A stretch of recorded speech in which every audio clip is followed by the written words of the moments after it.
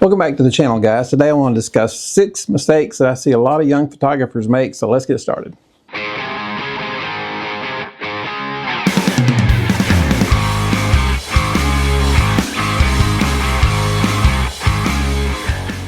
All right, the first thing that I notice is a lot of the pictures they have, even though they may be good, and I'm talking about people with some experience that are just getting started into weddings or event photography, some of the pictures they shoot may be good, but they could be made a little bit better if they showed motion or showed emotion.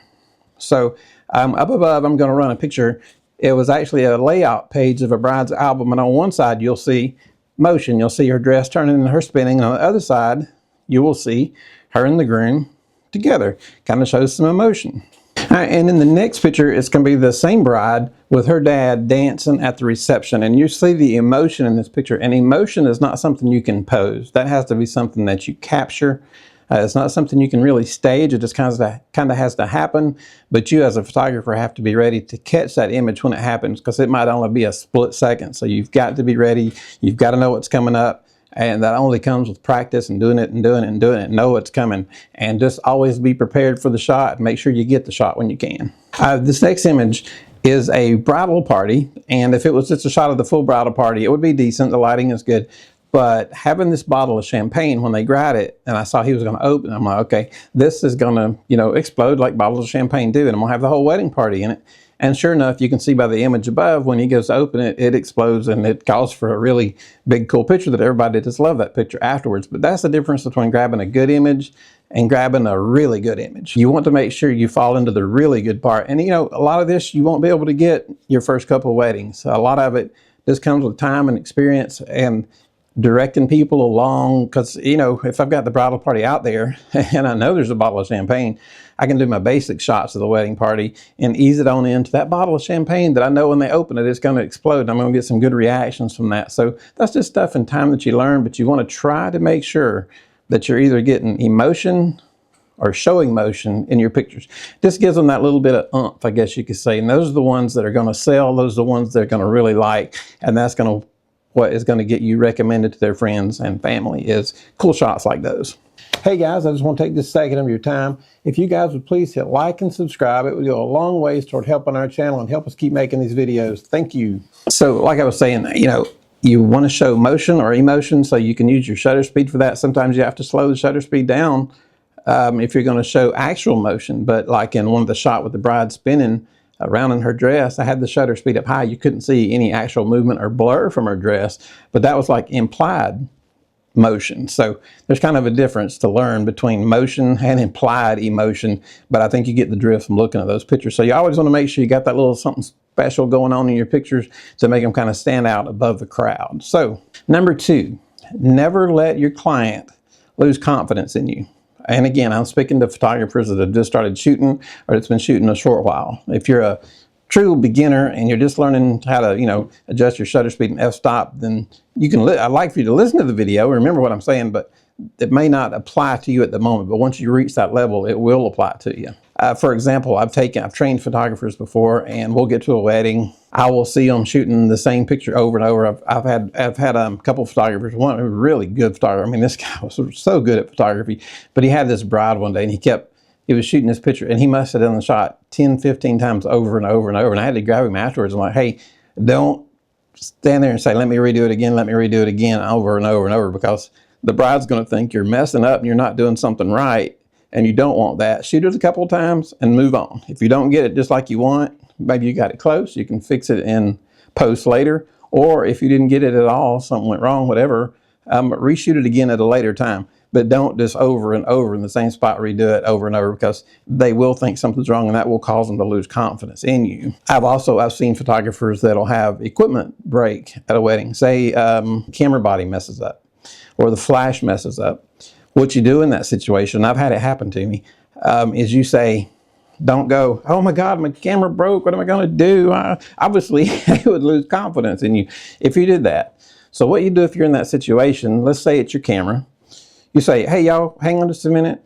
I'm going to put on a different camera. I want to use a different camera to capture this image with. Now that, they will think not only is nothing wrong, but he sees something good here and he's going to make it better by adding this other camera. So again, it's take a bad situation, turn it into a good situation for you, because you always want them, and you always want to do the very best you can for your clients. You want the best possible pictures. And you know, if something happens with your flash, I think I've told this story before where I had like 40 people in a family waiting on me. My flash died and I had to go to a different flash. You know, you can't forget and go, oh God, my flash is broke. You know, you just can't do that kind of stuff. You just say, hey guys, hang on one second. Let me change this flash. I'm gonna put on one that's a little stronger or a little whatever. Switch your flash out. Again, now you've got to be prepared for this. You've got to have backups of everything. Never photograph a wedding or an event unless you've got backups for everything. That's just, you've got to have backups, because I don't care if it's Canon, Nikon, or whatever brand it is, it will eventually break, and it'll always break in the worst time. So make sure you've got doubles of everything.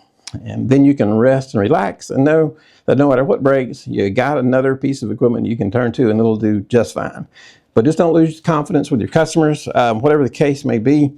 If they're asking you questions, maybe a bride comes up to you at a reception and says, hey, can you grab this shot? We want to do this with me and my friends, you know, over here in the corner. And you look over there in the corner, you're like, that's a bad spot, you know, not much room. You might be afraid you can't get it, but that's okay. Just say, sure, let's do it. And then when you get the bride and her friends over in that corner that you didn't really want to shoot in, weren't too sure about it, shoot the pictures and go, you know what, I like these, but I think if we took you guys pictures over in this other area that I saw, they would look better. After you shoot the pictures where she wanted them, get her over to the area that you like better, because 9 times out of 10, if you like it better, she's going to end up liking it better too, because you know more about the lighting, what you're looking for, than the bride does. So just go with your instincts. Always do what the bride asks, but then you can add on your special touch there at the end, and that'll build confidence too. So keep that confidence up between you and the client. So just don't let that fall, because it's a major issue I see with a lot of young photographers, is losing confidence with their clients. So we'll just work on that, and in time, you'll get really good at it. Number 3, bad posing. You've got to be good at posing. If you're shooting a wedding, you need to probably have somebody with you that can do the posing, and they need to be good at posing. That way you can stay behind the camera, get the lights ready while they set the posing.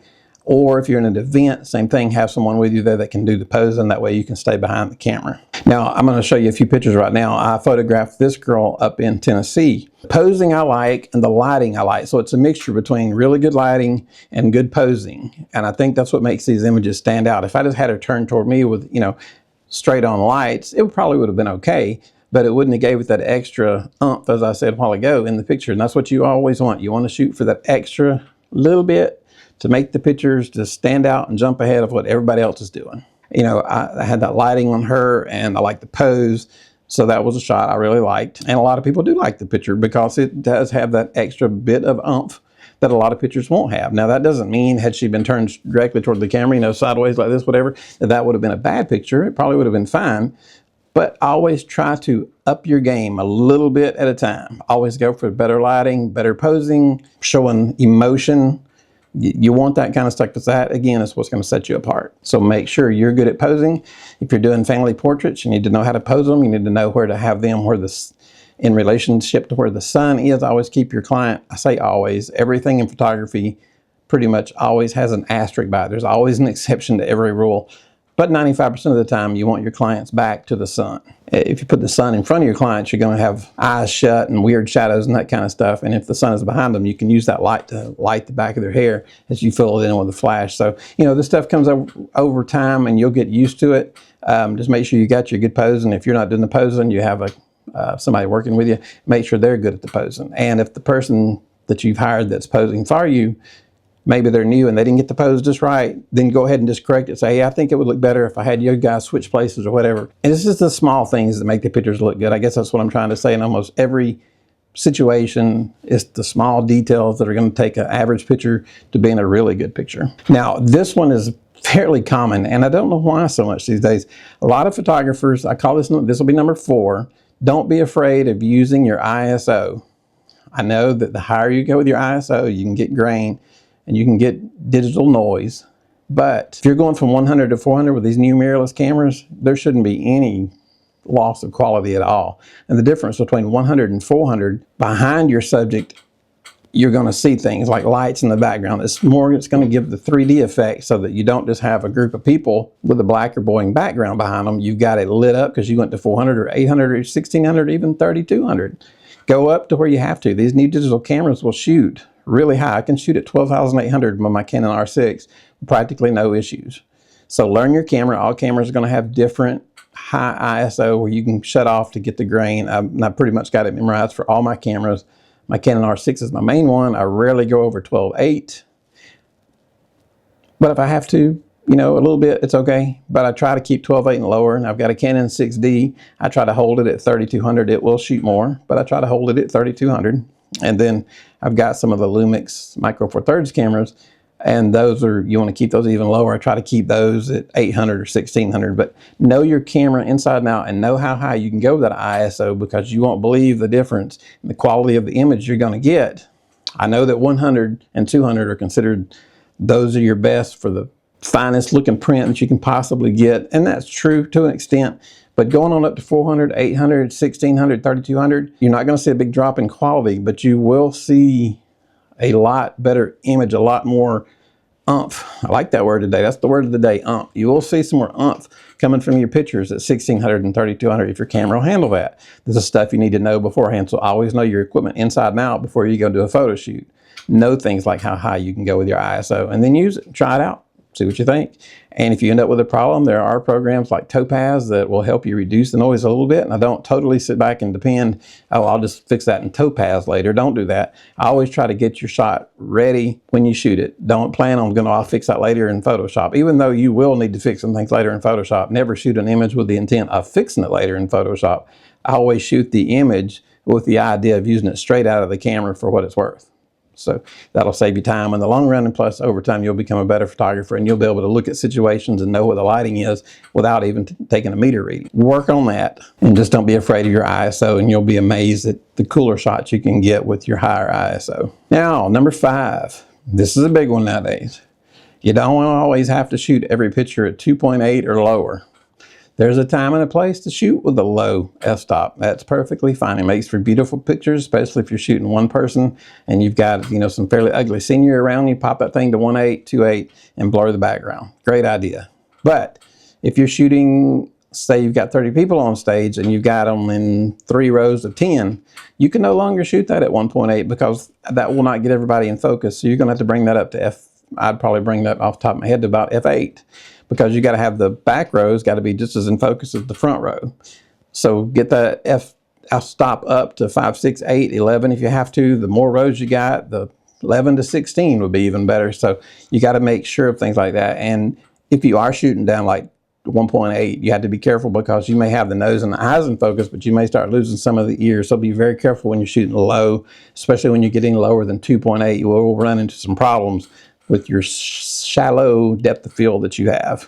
And if you nail it right, it'll be beautiful. If you don't nail it right, you'll have a problem. Like one eye will be in focus, one eye will be out of focus, and you don't want that in most cases. In some cases, again, there's the asterisk. In some cases, you may want that, but most of the time, that's not what you're looking for. Shoot at 2.8, 2.4. You just don't have to shoot everything low.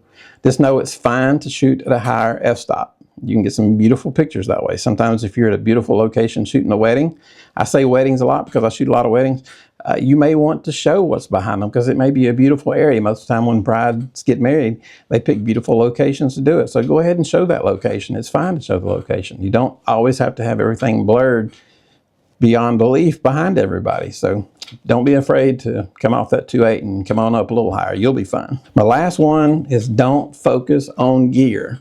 I know everybody has a tendency, well, I need to go buy the Canon R5. I looked it up in B&H, that's $2,899. Nothing wrong with the Canon R5, but if you're a new photographer, you may want to put that money somewhere else in lenses. Now, if you've got plenty of money, then don't worry about it. Buy whatever you can get. But if you're on your own, you're younger and you're starting your own business, you want to be sure about where you're spending your money and make sure you get the most bang for your buck. An R6, oh, excuse me, if you go with the Nikon Z8, I looked it up at B&H and it's $3,496. And those are both fantastic cameras, but you don't have to have those cameras to begin with. You can buy I made some notes right here. You can get a Canon R6 Mark II for $2,199.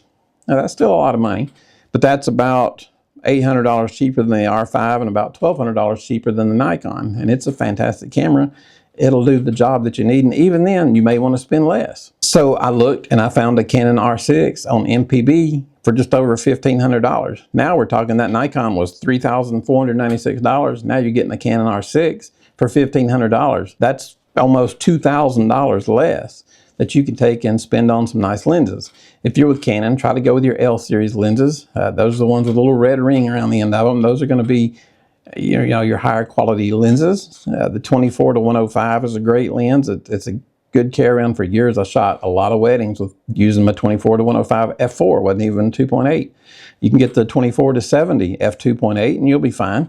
Make sure if you're shooting weddings and events, make sure you have at least one of those lenses, because those are just, you're going to find that the majority of your shots are going to be between 24-70 and 24-105. That'll get most of your images done. Now there may be occasions you need a really wide lens or a 70-210 zoom lens, and that's fine. But I'm just saying, make sure you know where your money's going. Don't feel like you have to have the newest and latest, greatest equipment to get the job done. You can get it done with older cameras, cameras that are used, cameras that cost less money that you can put more money into your lenses.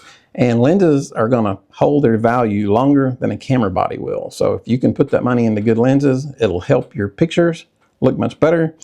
It will save you money. And in 5 years, that lens will still be worth 80-90% of what you paid for it, compared to that camera body. It'll probably be worth maybe half if you're lucky. Well, that said, guys, I just want to talk about 6 things that I've seen with younger beginner photographers who are just getting started. If you're just getting started, maybe you can apply these things so that you don't make these mistakes. My email is down at the bottom. I've been shooting for almost 41 years. I try to respond to everybody that writes me. If you have any questions, whether you're just an actual beginning photographer or you're just getting into shooting weddings or events or wherever you're at in your photography career, send me an email if you have a question. I'll be glad to get back to you. If you have a comment down at the bottom you want to add to these, let me know what that is. And if we're helping you guys out, give us a big thumbs up and hit that subscribe button. Y'all have a good day. Thanks. Hey guys, I just want to take this second of your time. If you guys would please hit like and subscribe, it would go a long ways toward helping our channel and help us keep making these videos. Thank you.